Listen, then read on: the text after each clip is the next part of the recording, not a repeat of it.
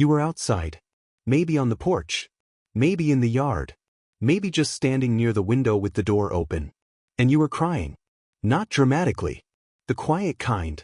The kind that comes when something has been sitting on you for too long and it finally finds its way out. The kind you do not plan. The kind you do not perform for anyone. And then you noticed it. A bird nearby that had not been there a moment ago. Closer than birds usually come still. Watching you with that particular stillness that is different from ordinary bird stillness. Not about to fly. Not scanning for food. Just there. Present. Oriented toward you in a way that felt, even if you could not explain it, deliberate. Maybe it was a cardinal. Maybe a chickadee. Maybe a small brown bird you could not name. It does not matter what kind it was. What matters is that you felt something in that moment that you have probably never said out loud because you were not sure anyone would believe you. You felt like it knew. Welcome to Backyard Birds Whisper. Subscribe before you keep watching because what you are about to learn is going to change the way you remember that moment. And every moment like it that comes after. Today we are going into the science of what birds actually detect when a human being is in emotional distress. What changes in you that they can sense. What their behavior in those moments actually represents. And why what you felt in that quiet moment in your yard was not your imagination. Stay with me until the very end. Because the last thing we cover is the one that will stay with you longest. I promise you that. You changed. And they detected it. When a person cries, the changes that happen in their body are not small and they are not limited to tears. Your breathing pattern changes. It becomes irregular, slower in some moments, sharper in others, punctuated by the involuntary catches and releases that crying produces. The rhythm of your breath, which birds monitor constantly as part of their threat assessment of large animals nearby, becomes something entirely different from your normal breathing pattern. Your movement changes. People who are crying move differently. They become slower, less purposive, more inward. Their body orientation shifts. They look down or away rather than scanning the environment. Their posture curves slightly inward. Every one of these postural and movement signals is information that birds in the immediate environment are processing continuously. Your voice changes even if you are not speaking. The involuntary sounds of crying, the catch in the throat, the soft exhale, the occasional sound that escapes without intention, sit in specific frequency ranges. Research on bird auditory sensitivity has consistently shown that birds detect and respond to human vocalizations at frequencies and volumes far below what we assume they can hear. The sounds of quiet crying in a yard are well within the acoustic detection range of every common backyard songbird. And then there is something less obvious but perhaps most important of all. Your cortisol level spikes when you cry. Cortisol is a stress hormone and it is released through your skin as well as through other channels. Research on animal olfactory sensitivity, including studies on dogs, horses, and certain bird species, has established that emotional states in humans produce measurable chemical signatures that other animals can detect. Birds have a more developed sense of smell than was understood for most of the 20th century. Recent ornithological research has fundamentally revised the assumption that birds rely primarily on sight and sound. Several common songbird species have demonstrated olfactory sensitivity that would allow them to detect the chemical changes in human skin chemistry associated with acute emotional states. When you cry in your yard, you are not the same physical presence you were 5 minutes before. You have changed in ways that are detectable across multiple sensory channels. And the birds nearby are detecting those changes. Here is where it becomes genuinely interesting, because the question is not just whether birds detect the changes in a crying human. It is what those changes communicate to them. A crying human is, from a bird's threat assessment perspective, a profoundly different kind of presence than a normal human. The movement signature of distress, slower, inward, non-purposive, reads as the opposite of predatory intent. A predator moves with direction. A predator orients toward its target. A predator's breathing is controlled and its movement is purposive. A human collapsed in grief or sitting quietly crying produces none of those signals. What a crying human produces instead is a behavioral profile that birds associate with a non-threatening large animal. An animal that is occupied with something internal. An animal whose attention is not directed outward toward the environment. An animal that, in the bird's continuous threat calculation, has effectively removed itself from the category of things to be afraid of. This is why birds come closer when humans are in distress. Not because they understand grief in the way we experience it, but because the behavioral signature of human grief accidentally mimics the behavioral profile of a non-threatening animal. The crying person has, without knowing it, produced exactly the physical presentation that birds find least alarming. A study from the University of Exeter on human approach behavior and bird flight distance found that the single strongest predictor of how close a bird would allow a human to approach was not size, not familiarity, not clothing, but the non-directional quality of the human's attention and movement. A human whose attention was internally focused, who was not scanning the environment or orienting toward the birds, consistently achieved significantly closer proximity than a human who was alert and outward-focused. A person crying in their yard is, almost by definition, internally focused. Their attention is not on the birds. Their body is not oriented toward the birds. Their movement is not directed toward anything external. And birds, reading that signal with the precision of creatures whose survival has depended on reading it accurately for millions of years, move closer. Now we need to talk about something more difficult. Because the question people really want answered is not just why birds come closer. It is whether they know. Whether there is anything on the bird's side of that moment that resembles what we feel on ours. The honest scientific answer is that we do not fully know. And the honest human answer is that the science we do have is more surprising than most people expect. Birds have a limbic system. The limbic system is the part of the brain associated with emotional processing in vertebrates. For most of the 20th century, scientists assumed that the avian limbic system was too primitive to support anything resembling mammalian emotional experience. That assumption has been significantly revised. Research published in the journal Proceedings of the National Academy of Sciences demonstrated that birds, specifically corvids and certain songbird species, show neurological responses to the distress of conspecifics, members of their own species, that parallel the empathic responses documented in mammals. The birds were not just detecting distress. Something in their neurology was responding to it. The research on whether this response extends to other species, including humans, is newer and more contested. But there are documented cases, repeated, independently observed cases, of birds behaving in ways around distressed humans that suggest something more than simple threat recalibration.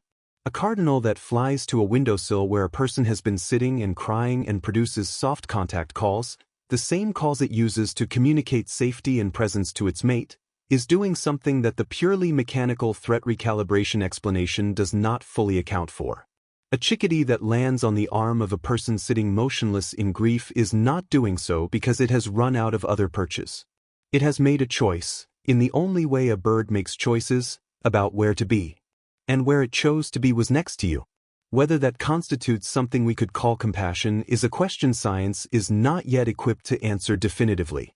What it constitutes, at minimum, is attention, orientation, presence deliberately directed toward a specific individual in a specific state. That is not nothing. The cardinal and what the research actually says. I need to talk specifically about cardinals because cardinals are at the center of more accounts of this kind of experience than any other bird. And there is a reason for that which goes beyond the spiritual tradition that has grown up around them. Cardinals are year-round residents in most of the areas where backyard birding is common. They do not migrate. The same individual birds remain in the same territory across multiple seasons and multiple years.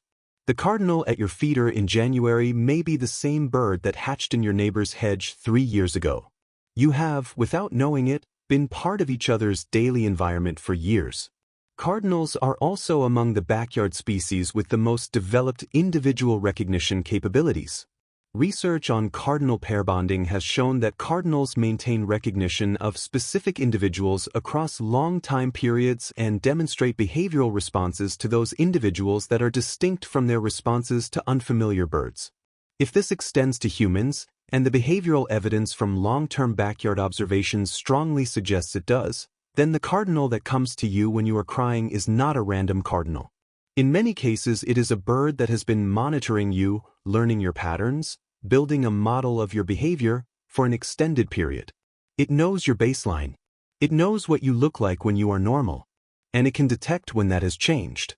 Whether the cardinal responds to that change with anything resembling the intentionality the word compassion implies remains scientifically uncertain. What is certain is that it responds. It orients toward you. It comes closer.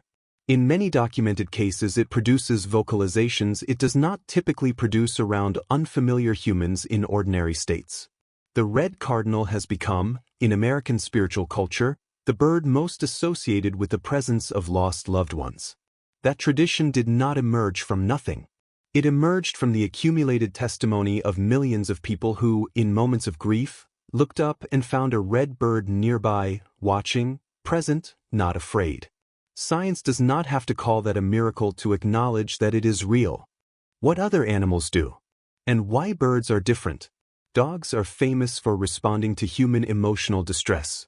The research on canine empathic response is extensive and well established. Dogs approach crying humans, orient toward them, produce affiliative behaviors, and show measurable physiological responses to human distress that parallel the responses of empathic humans observing distress. But dogs are domesticated animals. They have been selectively bred across thousands of years for sensitivity to human emotional states. Their responsiveness to human emotion is at least partly a product of artificial selection. We made dogs this way over millennia through the choices we made about which animals to breed. Birds have not been domesticated. The cardinal at your feeder has the same basic neurology as the cardinal that existed before the first human settlement in North America. Whatever it is doing when it comes to you in a moment of distress, it is doing with a brain that was shaped entirely by the pressures of the natural world. Not by us. Not by our choices about what animals we wanted near us. This is why the behavior of birds in these moments carries a weight that even the behavior of dogs, extraordinary as that is, does not quite replicate. The dog has been shaped to respond to you. The bird has not. The bird's response, whatever it represents at the neurological level, is entirely its own. It comes from the bird's nature, not from any relationship of dependency or domestication. When a wild bird comes to you in grief, it owes you nothing. It has no evolutionary history of partnership with your species. It has not been shaped by 10,000 years of living inside human homes. It came because something in the bird's own nature, shaped by forces that have nothing to do with you, produced a response to what it detected in you. That is the thing that is hard to name but impossible to dismiss. The people who have experienced this, what they said. I want to share some of what people in communities like this one have described, because these accounts matter. They are not scientific data, but they are testimony. And testimony, accumulated across thousands of people describing the same essential experience, is its own kind of evidence. A woman in Ohio described sitting on her back porch 3 days after her mother died. She was not thinking about birds. She was not thinking about anything in particular. She was simply sitting with the weight of it. A male cardinal landed on the railing 18 inches from her hand. It stayed for 11 minutes.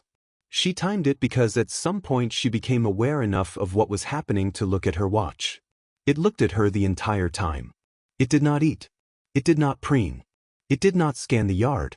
It looked at her. A man in Georgia described the morning after his wife's diagnosis. He went outside before dawn because he could not sleep. He sat in the yard in the dark. As the light came up, he became aware that there were birds near him that he did not normally see so close. A pair of chickadees. A nuthatch. None of them fled when he shifted in his chair. He said later that he did not know what to make of it except that it felt like company. Like something had decided to stay near him that morning when he most needed something to stay. A woman in Michigan described a single sparrow that appeared on her windowsill every morning for the 2 weeks her husband was in the hospital. Every morning. Same windowsill. Same time. She is not a religious woman and does not attach spiritual significance to it. But she said that knowing it would be there each morning was the thing that got her out of bed. The sparrow did not know it was doing that, but it was. These stories are not anomalies. They are the common experience of people who pay attention to birds and who have faced grief. The specific details vary. The essential shape of the story does not. I told you at the beginning that the last thing would be the one that stays with you. Here it is. The science of what birds detect when you cry, the changed breathing, the changed movement, the changed chemistry, the internally focused attention, all of it explains why birds come closer. It explains the mechanism. It accounts for the behavior in terms that do not require us to attribute anything to the bird beyond its ordinary perceptual and behavioral systems.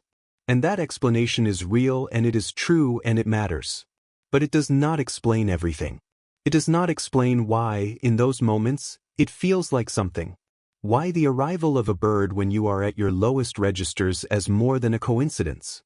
Why people who do not believe in signs or messages or anything beyond the material world still find themselves stopping when it happens. Still find themselves, years later, remembering the exact bird, the exact branch, the exact quality of the light that morning. The brain that is doing the crying is also the brain that is perceiving the bird. And a brain in grief is a brain that is open in a particular way.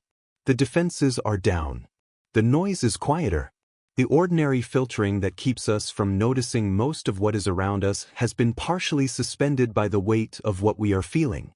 Maybe what happens in those moments is simply that you became, for once, quiet enough and present enough to notice what is always there. The birds that are always in your yard. The attention they have always been paying to you. The relationship that has been quietly forming across hundreds of ordinary mornings you were too busy to notice. Maybe grief does not bring the birds. Maybe grief finally makes you still enough to see them. And maybe that is the thing the science and the spirit are both trying to say, in their different languages. That you were never alone out there. Not on the ordinary mornings. Not on the hard ones. The birds were always there. Watching. Present. Knowing, in whatever way birds know anything, that you were too. If you have had a moment like this, I want you to share it in the comments. Not to prove anything.